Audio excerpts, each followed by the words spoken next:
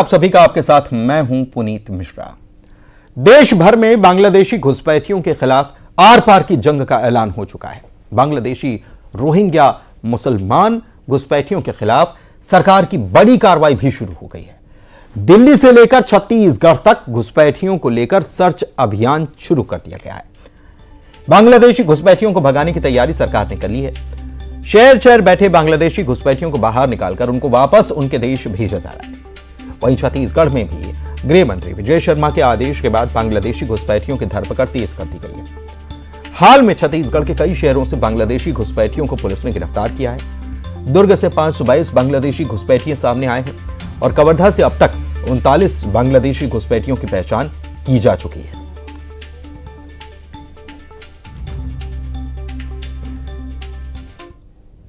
की गई है।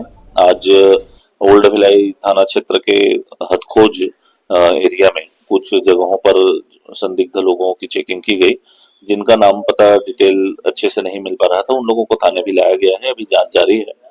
और ऐसे जितने भी लोग हैं जो बाहर से हैं, जिनका यहाँ निवास नहीं है और जिनके स्थायी पता कहीं दूसरी जगह के हैं, तो अगर उन लोगों ने प्रॉपर थाने में सूचना नहीं दी है, किसी प्रकार का कोई मुसाफिर दर्ज नहीं कराया है, तो उस पर कार्रवाई की जाए। 2024 को जिले में जो संदिग्ध लोग हैं, बहुत से बाहरी लोग ऐसे रह रहे हैं जो बिना वैध दस्तावेज के या बिना वैध पहचान के हमारे जिले के बहुत अलग अलग जगहों पर रह रहे हैं।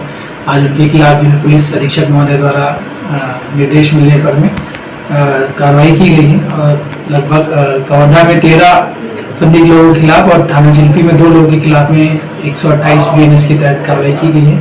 ये ऐसे लोग हैं जो बिना किसी वैध दस्तावेज। तो कार्रवाई लगातार की जा रही है और घुसपैठियों की अब खैर नहीं। लगातार छत्तीसगढ़ में गृह मंत्री विजय शर्मा जो हैं, उन्होंने ये निर्देश दे दिए कि पहचान होना ज़रूरी है और इसी कार्रवाई में पुलिस लगातार लगी हुई है। लगातार एक्शन पुलिस के द्वारा लिया जा रहा है। तो ये बड़ी खबर छत्तीसगढ़ से भी सामने आई है और केवल छत्तीसगढ़ में नहीं या केवल 1-2 ज़िलों में नहीं, कई ज़िलों में ये एक्शन जो है वो जारी है। लेकिन इस पूरे मामले को लेकर कांग्रेस बीजेपी की प्रतिक्रिया भी अब सामने आई है। क्या कुछ इस मामले पर कहा जा रहा है, ये सुनिए जरा। चल रहा है कि छत्तीसगढ़ में भी बांग्लादेशियों को धरपकड़ की बात हो रही है। ये भारतीय जनता पार्टी की सरकार अपनी नैतिक जिम्मेदारियों से बचने के लिए इस प्रकार की कार्रवाई करके, अगर वो ये सोचते हैं कि बांग्लादेश के हमारे हिंदू सुरक्षित हो सकते हैं, तो इससे कतई सुरक्षित नहीं होंगे। उन्हें अपनी नैतिक जिम्मेदारी निभाते हुए भारत के हिंदुओं को बांग्लादेश से किस तरीके से सुरक्षित भारत ला जाए, इस पर प्रयास करना चाहिए। इस धरपकड़ से कुछ होने वाला नहीं है। चूंकि बांग्लादेश के तमाम जितने भी संगठन हैं, उन्होंने भी चेतावनी दी है, जमायते इस्लामी से लेकर तमाम संगठन, हुजी आतंकवादी। इसी परिप्रेक्ष्य में दुर्ग से 500 जो अवांछित लोग हैं वो पकड़े गए हैं, कवर्धा में पकड़े गए हैं और भी अनेक स्थानों पर ऐसी धरपकड़ हुई है जिनके पास कोई पहचान पत्र नहीं है, जो अवैध रूप से भारत में रह रहे हैं या इस क्षेत्र में रह रहे हैं। तो छत्तीसगढ़ पुलिस का ये दायित्व है और जो इंटेलिजेंस विभाग का दायित्व है कि ऐसे लोगों को धरपकड़ करे और उन्हें उनके देश में भेजा जाए। इसी परिप्रेक्ष्य में इस प्रकार से कार्य हो रहे हैं और संदिग्ध लोगों की धरपकड़ लगातार जारी रहेगी। कार्रवाई लगातार जारी रहेगी, बीजेपी की तरफ से ये कहा गया। और इस वक्त हमारे साथ 2 खास मेहमान राजीव चक्रवर्ती बीजेपी प्रवक्ता जुड़े हुए हैं, साथ में सत्य प्रकाश सिंह कांग्रेस प्रवक्ता जुड़े हुए हैं और दुर्ग से हमारे सहयोगी मिथिलेश ठाकुर भी जुड़े हुए हैं, जहां से बड़ी संख्या में 522 यहाँ से संख्या निकलकर सामने आई। इनके पास कोई वैध दस्तावेज नहीं थे। लेकिन दुर्ग जाएं उससे पहले हमारे साथ खास मेहमान जो हैं उनका रुख कर लेते हैं। राजीव जी, ये कार्रवाई जो है लगातार चल रही है। इसके पहले चुनाव में याद करता हूं, तब भी आरोप लगाए गए थे कि बांग्लादेशी या रोहिंग्या जो हैं वो यहाँ पर अवैध रूप से रह रहे हैं और अब जब कार्रवाई हो रही है तो इस बात का खुलासा भी हो रहा है। ये कार्रवाई लेकिन की क्यों जा रही है? देखिए, आज जो बांग्लादेश धमकी देता है, जिस देश को हमने आजाद दिया, जिसे दास्ता से मुक्ति दिलाई, वहां पर जो चिकन नेक कहते हैं, जो सिल्लीगुड़ी से जो रास्ता प्रारंभ होता है, वहां अवैध बांग्लादेशी आ चुके। अब वो धमकी, ये डेमोग्राफिकल धमकी दे रहे कि हम यहाँ पर भारत में आतंकवादी कार्रवाई करेंगे, आपकी सेना डिप्लॉयड होगी, उसके पहले हम आपके पुल पुड़िया उड़ा देंगे, आपके शहरों में दंगा भड़का देंगे। अब इनकी हिम्मत इतनी आ चुकी कि छत्तीसगढ़ जो सेंट्रल इंडिया मध्य भारत में एक सुरक्षित राज्य है, वहां पर ये आ चुके हैं और बहुत बड़ी संख्या में है, छोटे छोटे काम धंधा करते हैं। और चूंकि दक्षिण एशिया के हम लोग हैं, हमारी पहचान नहीं हो सकती कि कौन बांग्लादेशी है, कौन श्रीलंका का है, कौन बर्मा का है, कौन पाकिस्तान का, सबके चेहरे मोहरे एक जैसे। अब इसके कारण से ये लोग आकर यहाँ बसे हुए हैं और इनकी हिम्मत इतनी बढ़ चुकी है कि अब सीधे खुली चुनौती देते हैं कि देश के अंदर से और देश के बाहर से हम आपके सेना के डिप्लॉयड होने के पहले वहां पर हम एक्शन कर देंगे, आपके पुलिया उड़ा देंगे। तो हमारी सरकार ने संज्ञान लेते हुए, ठीक है, सरकार ने संज्ञान लिया है और ये अभियान छिड़ा है। मिथिलेश हमारे सहयोगी जो हैं उनके पास भी चलते हैं। मिथिलेश, जो कार्रवाई हो रही है, किस प्रकार की कार्रवाई हो रही है, कहां कहां से कितनी संख्या में पकड़े गए हैं? देखिए पुनीत, लगातार ये पुलिस की कार्रवाई चल रही है। भिलाई के हथखोज क्षेत्र में यहाँ पर कार्रवाई की गई है, जहाँ पर ये देखा जा रहा था कि एकाएक वहाँ पर एक बस्ती बसी हुई थी और बड़ी संख्या में वहाँ पर लोग आने लगे थे और वहाँ पे एक बड़ी बस्ती बस गई थी। इसी के साथ में जो भिलाई स्टील प्लांट का जो टाउनशिप का एरिया है, वहाँ भी कई कंडम वहाँ पर मकान थे जहाँ पर भी लोग कहाँ सारे कुछ पता नहीं था। तो इस तरह से लगातार कार्रवाई चल रही है। पहले भी ये मांग की जाती रही थी कि वहाँ पर कार्रवाई की जाए, क्योंकि कौन आ रहा है कौन जा रहा है कुछ लोगों को पता नहीं चलता था। और अब पुलिस ने जगह पर करीब 522 लोगों के खिलाफ में प्रतिबंधात्मक कार्रवाई की गई है और लगातार ये कार्रवाई जारी है। कुछ लोग हैं, उनसे सीधा बात करेंगे। सर, कैसे देखते हैं इसे? लगातार जैसे बांग्लादेशी घुसपैठियों की बात आती है और अब पुलिस कार्रवाई कर रही है। देखिए, पुलिस ने बहुत देरी से कार्रवाई की। एक्चुअली आप और हम भिलाई में रहते हैं, आपने भी देखा होगा, हमने देखा है पिछले 10 वर्षों में। आप देखिएगा भिलाई के नहीं, छत्तीसगढ़ के अमूमन सभी रेस्टोरेंट्स में जो वेटर्स हैं और शेफ्स हैं वो सारे बंगाली आ चुके हैं। नाम ये अपना अभिजीत मुखर्जी बताएंगे, अगर जांच पड़ताल की जाए तो अंदर अताउर रहमान शेख निकलेगा। ये तय बात है कि बंगाल के रास्ते आते हैं, पश्चिम बंगाल में इनका आधार कार्ड बनता है और उसके बाद भिलाई चूंकि एक कॉस्मोपॉलिटन सिटी है, पूरे देश भर के हर प्रदेश के लोग यहाँ पर रहते हैं, तो यहाँ पर आके मिक्स हो जाना बड़ा आसान है। उसके बाद सबसे बड़ी सहूलियत भिलाई स्टील प्लांट का जो टाउनशिप है, उसके जो कर्मचारियों की कमी होने की वजह से आवास इतने रिक्त पड़े हैं और उन खंडर आवासों को ये अपना आवास बना लेते हैं। होटल के व्यवसाय में ऐसा है कि जब ये वेटर का काम करते हैं, शेफ का काम करते हैं, तो होटल में इनको शेल्टर और खाना दोनों मिल जाता है। तो शेल्टर और भोजन जहाँ मिल गया, इनकी तनख्वाह पूरी बचती है और इनके लिए बहुत आसान जगह हो जाती है काम करने के लिए। तो आप अमूमन देखिए, छत्तीसगढ़ के सारे होटलों में वेटर्स और शेफ जो हैं वो बंगाली दिखेंगे आपको, और आप पड़ताल करवा के देख लीजिए। पुलिस को सोचना चाहिए, प्रशासन को इस विषय में सोचना चाहिए। आ रहे हैं तो ठीक है, कर क्या रहे हैं, तो अगर इनके कार्यस्थल में इनको पकड़ लिया जाए तो सारे के सारे पकड़े जा सकते हैं। क्या लगता है पुलिस की कार्रवाई कितनी क्या पूरी है या अभी और किस तरह की कार्रवाई मांगते हैं? पुलिस की कार्रवाई अभी पूरी नहीं हुई है, उनको और करना चाहिए। बहुत से रास्ते में मूंगफली बेच रहे हैं और ये सब बेच रहे हैं, ये पूरे बांग्लादेशी लोग हैं। इनको पकड़ के वापस करना चाहिए और ये बहुत जरूरी है पुलिस को। क्या लगता है कार्रवाई को लेके क्या कहेंगे पुलिस की? कार्रवाई हो रही है पर बहुत देर से हो रही है। एक्चुअली मुझे लग रहा है कि ये कार्रवाई तो ठीक है, पर इससे पहले एंट्री पॉइंट पे रोकना चाहिए।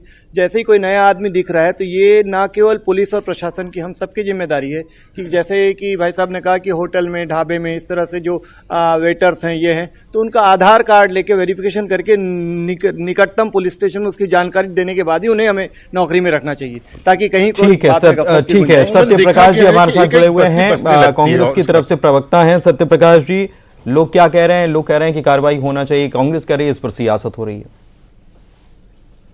कार्रवाई होनी चाहिए। अब छत्तीसगढ़ की बात कर रहे हैं, पूरे देश भर की अगर मैं बात करूं, केंद्र सरकार का पहला दायित्व बनता है। देखिए, इंटरनेशनल मुद्दा है, सबसे पहला दायित्व केंद्र सरकार का बनता है। अगर वो हमारे देश में आए कैसे, पहला पॉइंट तो वही है ना कि देश में आए कैसे, उसके बाद वो छत्तीसगढ़, मध्य प्रदेश, उत्तर प्रदेश, जहां भी जिस प्रदेश में जाकर वो रह रहे हैं, उसके बाद की बात है। सबसे पहला फेलियर तो आपका वही है, केंद्र सरकार का जो दायित्व बनता है, आप वही फेल हो जाते हैं कि रोहिंग्या या कोई दूसरा भी अगर अवैध तरीके से भारत में आ कैसे सकता है। पहली बात। दूसरी बात, छत्तीसगढ़ में आ जाइए। छत्तीसगढ़ की जहां तक बात की जाए, देखिए अभी मैंने कल परसों की रिपोर्ट देखी, अभी आपके चैनल पे मैं रिपोर्ट देख रहा था, कुछ लोग ये बोल रहे हैं कि हम बांग्लादेश के बगल वाले बॉर्डर पे जो गांव है वहां के हम रहवासी है। तो ऐसा नहीं होना चाहिए कि आप जबरदस्ती का एक राजनीतिकरण करने के लिए या अपना पीठ थपथपाने के लिए, अपना दबदबा बनाने के लिए किसी ऐसे निर्दोष को आप परेशान ना करें। महत्वपूर्ण चीज ये देखिए, एक चीज मैं और बोलना चाहूंगा पुनीत जी। सत्य प्रकाश जी अभी आए हैं क्या?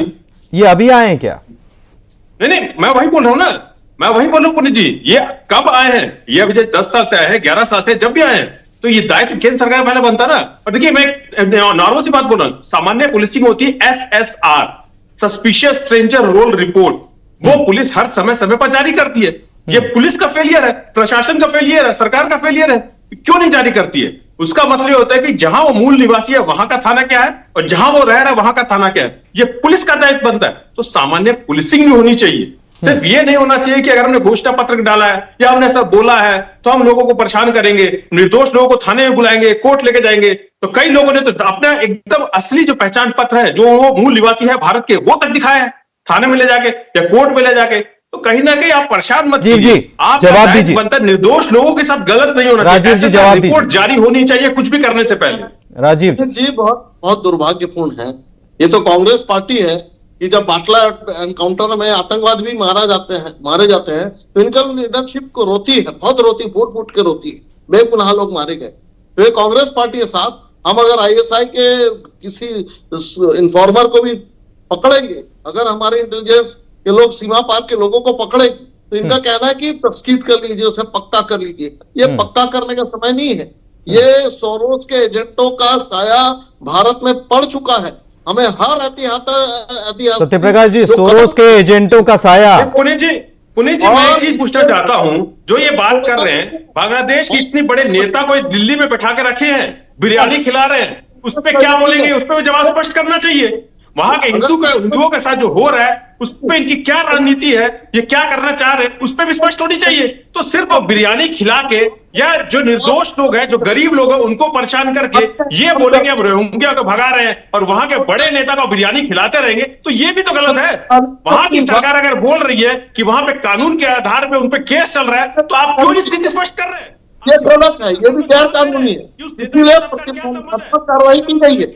कोई भी श्रमिक जब किसी अमूमन इलाके में जाता है, उसका नियोक्ता उस अत्याचार हो रहा है, उस पर क्या रणनीति है, उस पर भी स्पष्ट होनी चाहिए सरकार की। तो सिर्फ और सिर्फ निर्दोष लोगों के साथ ऐसा ना हो।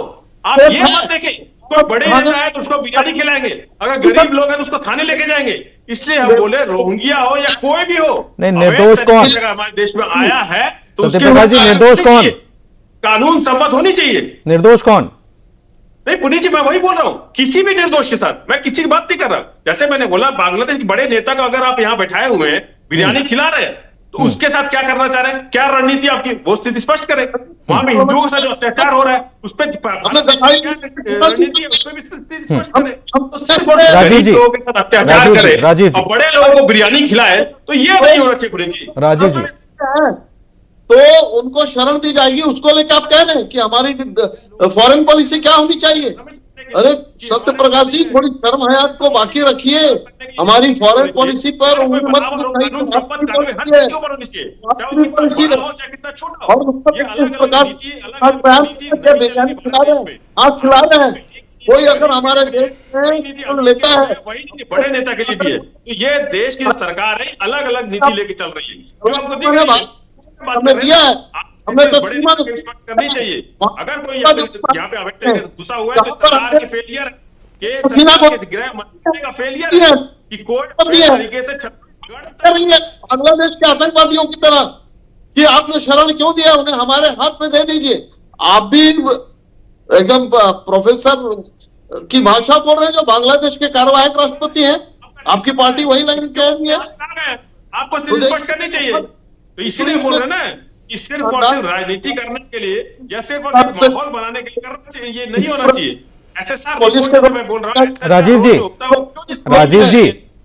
राजीव जी, जो थ्रेट मिल रहा है बांग्लादेश से, क्या ये खत्म हो जाएगा इससे, जो कार्रवाई कर रहे हैं?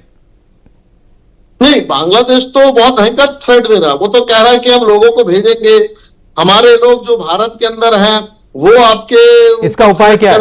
इसका उपाय क्या है? इसका उपाय है, एक तरफ डिप्लोमेटिक जो बैठक हो रही है, डिप्लोमेटिक बैठक जो जारी है, जो हमारे अभी एन के मिस्त्री साहब जैसे बांग्लादेश के जो सो कॉल्ड सरकार है उससे बातचीत की है, और वो डिप्लोमेटिक बातचीत भी है। हमारी वहां पर सेना की बहुत सारी टुकड़ियां अभी उस बॉर्डर पर है, नदिया डिस्ट्रिक्ट से लेकर जो सीमा पार जो क्षेत्र है वहां पर है।